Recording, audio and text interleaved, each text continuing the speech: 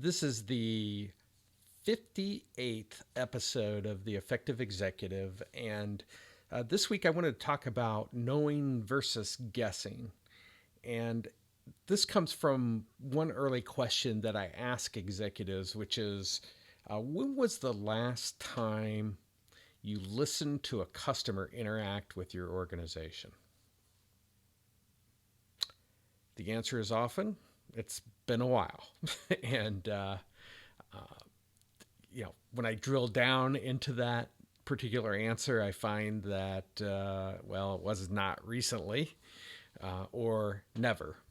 And yet, when I attend an executive meeting, I find with executive teams that they have executives in there that will wax poetic about customers and their wants and needs.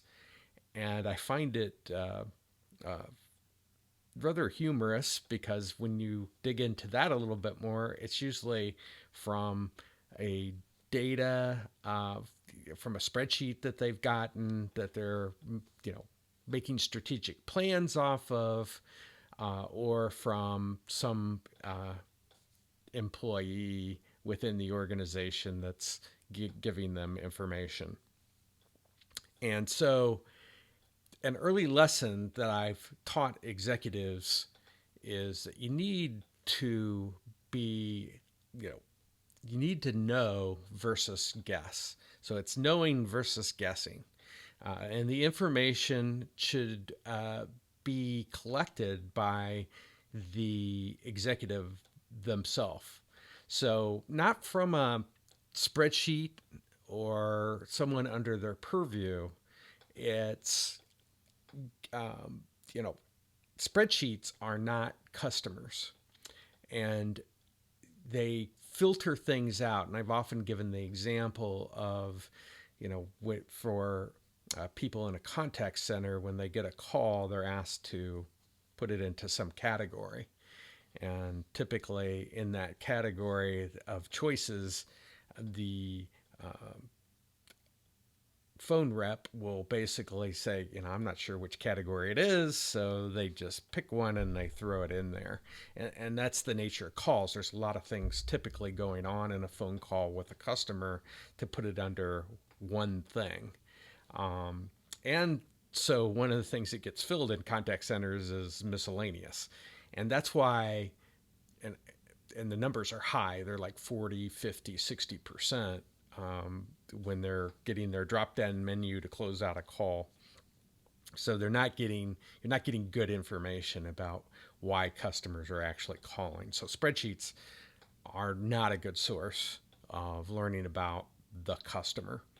Uh, and Using an employee is problematic mostly because employees will filter the information, especially with an executive, because they figure, well, they don't want to know all that, type of information. But it goes beyond that, and the fact that an executive spends time listening where customers interact with their organization kind of sets a priority that customers really are important, and you don't see it very often in organizations these days. Executives are in meetings. Executives are, poring over spreadsheets of financials, those types of things. And those are results type of data. Those are things that happen because you do things well. So if you got revenues going up and profits going up, it's probably because you're serving a customer really well.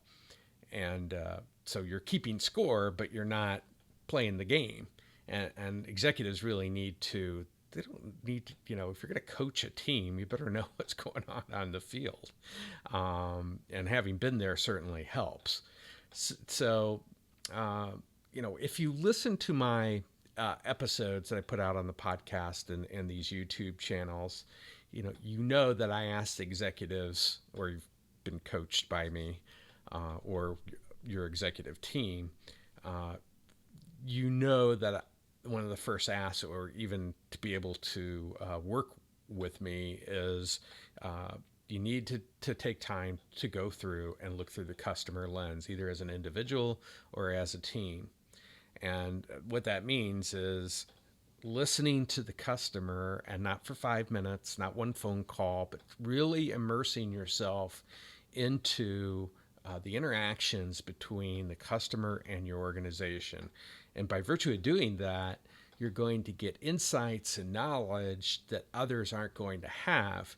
So you will know what the customer's thinking about your organization. You won't be guessing or waxing poetic about what you know about customers from spreadsheets and other employees. You will know personally, and that makes a huge difference. So, people that I coach individually, this becomes a huge advantage for them. They're able to articulate things about the customer and come up with different types of data that I help them through in order to be able to know what is important to the customer as opposed to guessing what's going on out there. It really gives you insight that you don't get anywhere else. So, you know, the customer lens, at least, for what I do, and you're welcome to either try it on your own or do whatever, is, spend some time at your contact center. I mostly work with large organizations that do have contact centers. So listen to those calls. What are they saying? What are you learning? And like I said, if you're going to do it for 5 or 10 minutes, don't get started. And I've had some difficulty with that over the years with some executives. They just don't want to spend the time doing what I need in order to be able to coach them. They want to spend as little time as possible there.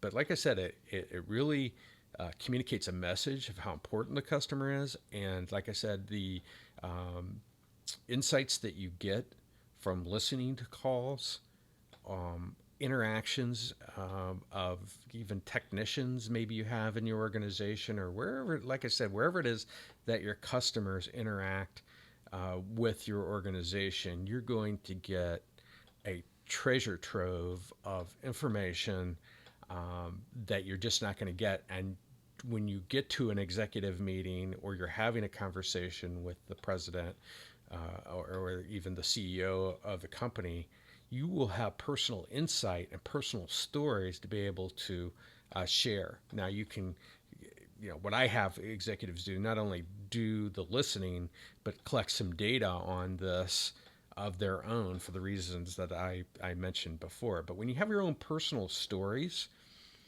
your own personal case studies that you can bring, it's very powerful, and it really sets you apart in an organization. You're not just another person out, spewing information that may or may not be true, and it becomes very important, especially for developing strategic direction for an organization to get that. So again, with my coaching and the coaching of executive teams, the 95 method training includes looking through that customer lens and really immersing yourself into understanding how the customer views your organization. And this is part of developing your synthetic thinking skills, because nothing that you can do can change the mind of a customer, with regards to, you're going to be listening to calls or listening to interactions. Then customers were going to sit there and say, I really don't care about your department. So they see the whole just in developing that synthetic thinking skills. When you can look at your organization while looking at the whole, as a customer does, then you're going to get some really good insights for your organization. And like I said, will set you apart from other executives in the organization. That's what I wanted to cover this week. Have a great week.